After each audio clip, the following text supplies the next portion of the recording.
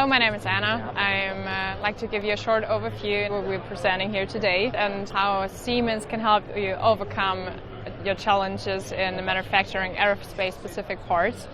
I'm going to use a specific part as an example for it. It's an engine part, more specifically it's an impeller.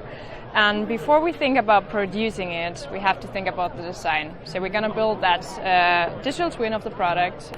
When we have the digital twin of the product, we can check it against all different physical changes, for example, against temperature or force changes. And if everything is set, so all physical changes are evaluated, we can also connect and decide about the process, how we're going to manufacture it. So for example, for this impeller, we would use a standard milling process. And when that's set, we can then link our digital twin of the Sinomeric One. So we can create already the milling path, and that to make sure that everything is working in the digital world. So we can avoid machine crashes, as well as make sure that we use the valuable machine hours.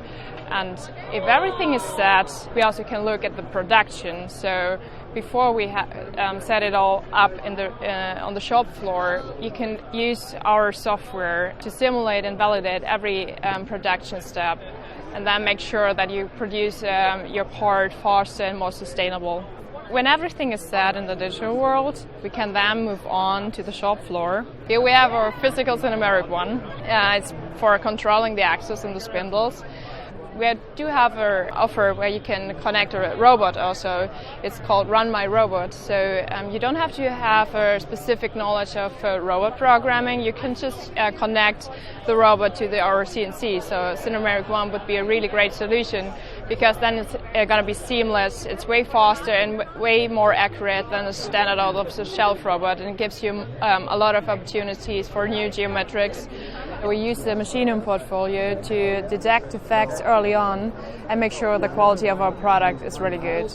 And we don't just think about the material, the machine, and the tools in a sustainable context. We also think about in the even broader overview.